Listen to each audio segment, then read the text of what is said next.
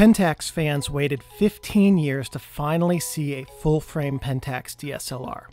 With every new flagship announcement starting with about the K-1, Pentaxians got their hopes up that maybe this would finally be their full-frame camera. And each time, the new flagship specs would leak, and then it would turn out to be another, albeit impressive, APS-C body. Hoya, when they owned Pentax, provided scant and coy details about any full-frame plans. Ricoh, when they bought Pentax, assured Pentaxians that full-frame had a future, but that it had to be the right future. And all this while, Pentaxians would see another APS-C body, they'd wring their hands, they'd spit out swears at Hoya or Ricoh, and then they'd rush over to Pentax forums and write diatribes about leaving the Pentax brand for Nikon. And then, when the K-1 arrived, Pentaxians, like cave dwellers exiting into the sun for the first time, saw it. They blinked, and they realized that their full-frame camera had found the right future. In the year that I've had the K-1, it's become my digital workhorse. I've used it for indoor sports shoots, beach trips, a lot of tabletop studio work, pet photos, astrophotography, portraits, and other work. In the last year, I've put on only about 20,000 photos, which is far less than expected and far less than most years for a digital camera.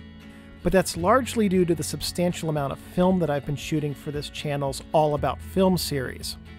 However, every time I use the K-1, it's a joy, and every time I take a film camera with me, I look at the K-1's case and I ask, ooh, do I really want to shoot film today? I have not used a better digital camera than the K-1. I will not go so far as to say that I have never used a better camera than the K-1, though. Even with a year of using the K-1, the jury's still out on whether I think it's the best camera I've ever used. It's great, but that greatness is offset by some limitations. And looking at some other really, truly great cameras, they don't have the same limitations that the K-1 does, but they also lack a lot of the very nice features, refinements, and thoughtfulness that the K-1 has. The K-1 has some amazing capabilities. The pictures in this slideshow should tell you something about the camera. The sensor is stunningly sharp. The colors are vivid, luminous, rich, and bright. At 36 megapixels, the images carry a sublime level of detail, and at their native in-camera 300 dpi resolution, images from the K-1 print at poster size from an uncropped original with no quality loss. The K-1 at 300 dpi can make prints that rival, sometimes even best, prints from the 645 medium format film cameras that were the staple of professional photographers for decades. What the photos in this slideshow won't tell you is that the RAW files have more exposure compensation correction latitude than Photoshop CS6 can provide. The photos you're seeing won't tell you that the images from the K-1 habitually need less work in post than comparable images from every digital camera I've used before this one. A lot of that has to do with how well the sensor works, how well the software in the camera pairs with the light meter, and the quality of the light meter. The functional elements of this camera come together really well and work as a great team to create images that just are recorded well and don't need as much help from post-processing software. For almost all imagery needs, the K-1 is a magnificent creation that will far outpace the needs of almost anyone who picks it up. The flip-out screen on the K-1 has gotten a lot of attention, and it is interface and engineering genius.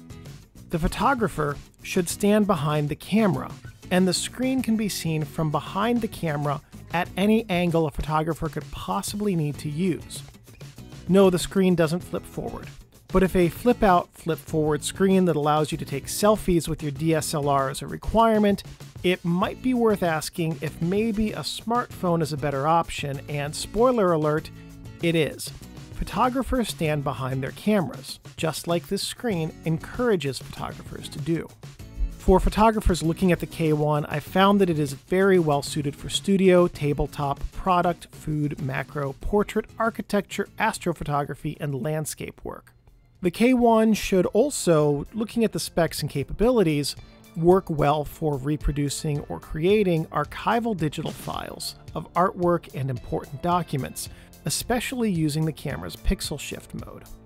And if you wanted to use pixel shift to create images for forensic analyses of documents, artwork, or possibly even injuries, the K-1's 150 megabyte pixel shifted RAW files contain so much data that the output will be surprising when backed with good image analysis software skills.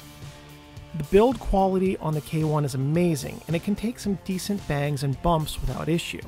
But for its build strength, it's light enough that it won't break your back when you go hiking with it, or carry it around for a day for a shoot. Now, I say that as someone who routinely hikes with all mechanical, medium and large format cameras carrying lenses and film backs and all that stuff. So my perspective on what's heavy for hiking could be skewed. So let me do this here. Let me show you how detailed some of these photos are. I've talked about it multiple times. Here's an uncropped image. This is the full frame of the camera. And we're going to just scroll in here until we hit 100% magnification on the sharpest points. And look at all that detail. Back up the K-1 with a sharp lens and you will have no issues with pixel level detail. And these samples, these are not pixel shift samples. These are just run-of-the-mill RAW files. All of them were taken with the camera handheld. So let's take a look at what this camera can do with some raw data. Here's a photo. Now let's see the raw file. We just saw 3 photos at 100%, so check out the detail on this one. This is a pixel shifted raw image at 100%. This file weighs in at 150 megabytes. Let's take a look at how little I had to do with this image. Just make the colors pop a little to overcome some of the raw file low contrastiness, and we're done.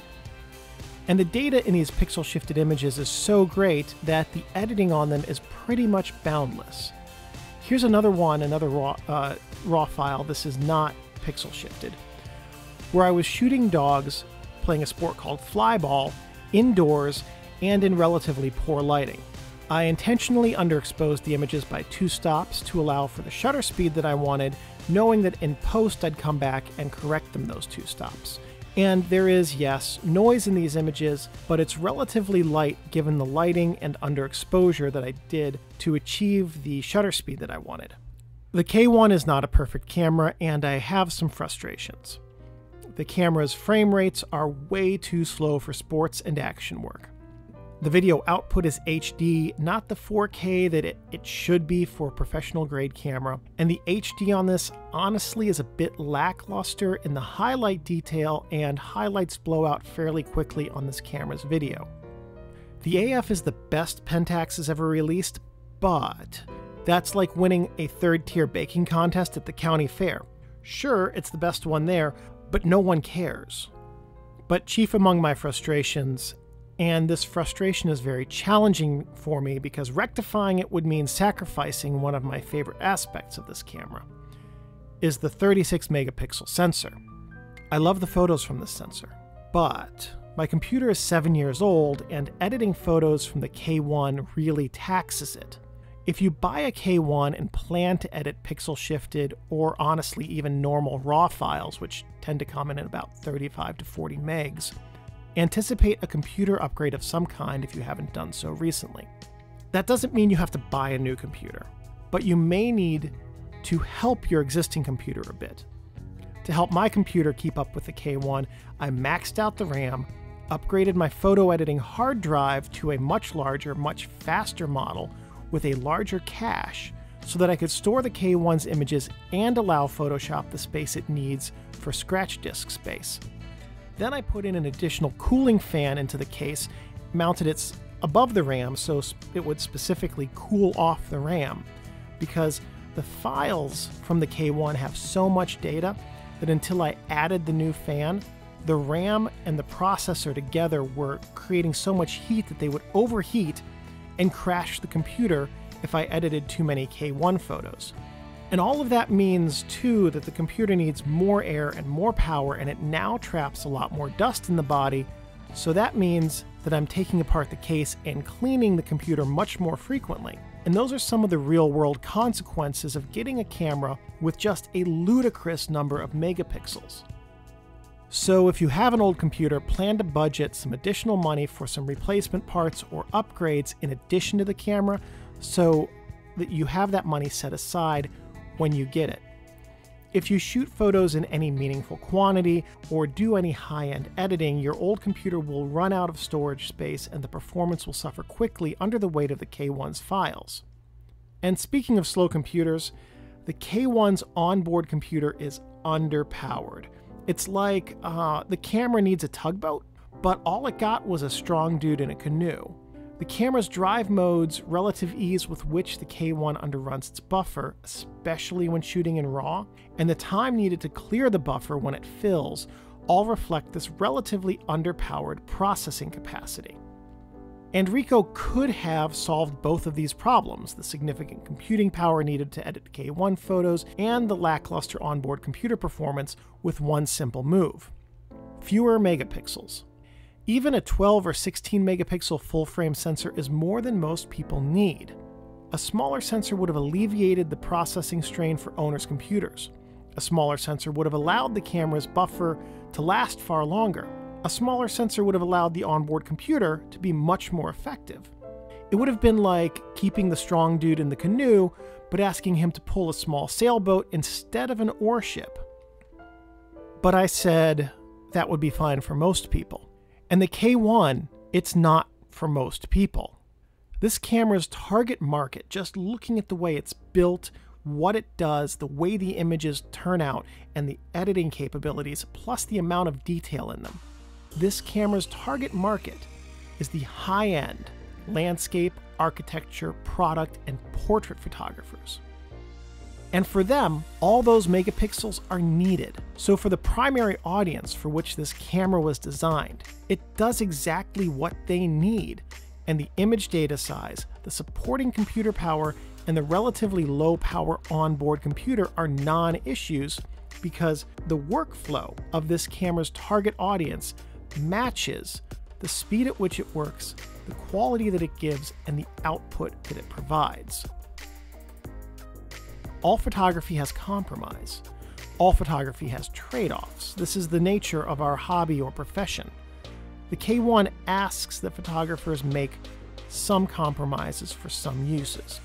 For most photographers, those compromises are inconsequential or insignificant, and the K-1 will be far more camera than most anyone could ever fully use. For some professionals, such as sports photographers, the compromises mean that this camera is not well suited for their demands.